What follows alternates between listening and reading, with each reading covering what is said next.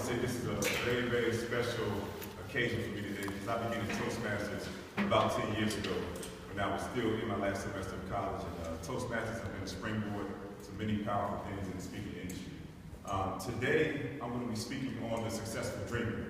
I have one objective that I want to get across being in front of you today. I want everyone in here to know how to successfully live their dreams. That's my only objective, my only desire, standing before you all today. Given my limited time, I'll get right to it. The first phase, the first of three phases in becoming a successful dreamer. Phase number one is faith and humility. And let me explain.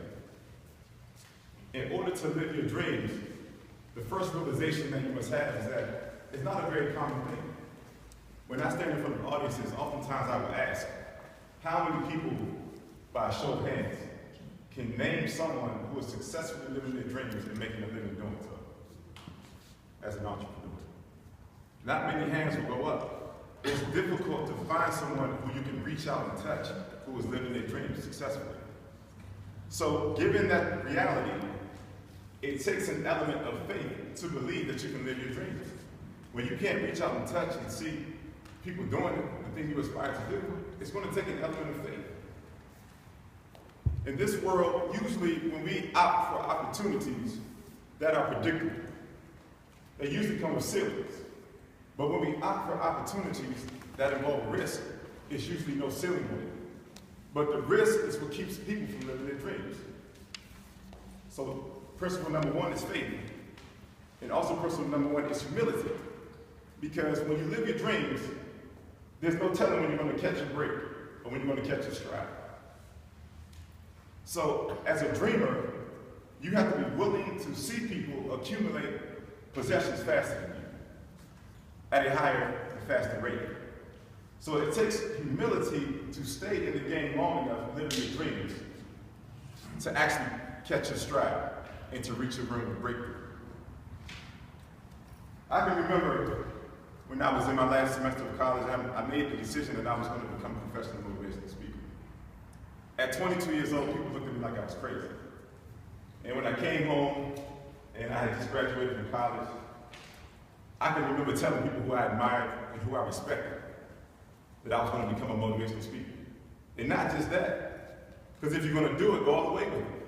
I knew to be a respected motivational speaker, I needed a book, right? So I said, you know what, I'm going to begin writing my book.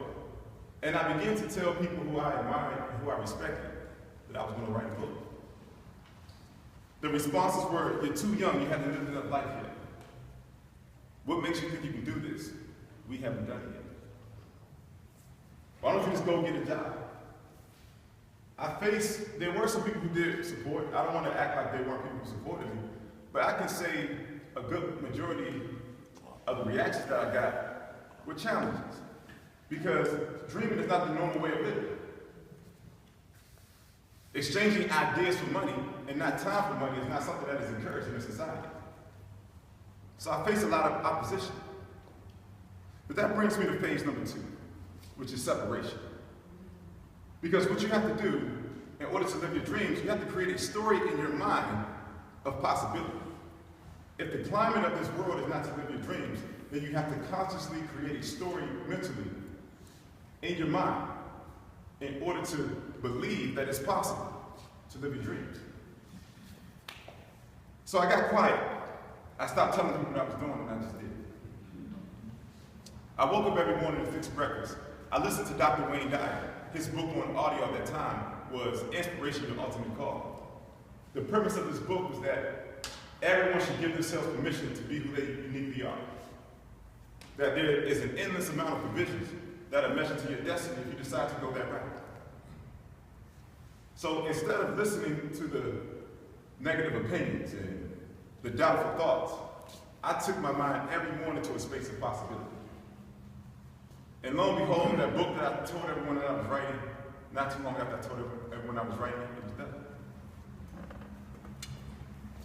But I had to separate. I had to get away from the natural way of thinking, because dreamers are not naturally thinking people, they're spiritually thinking people.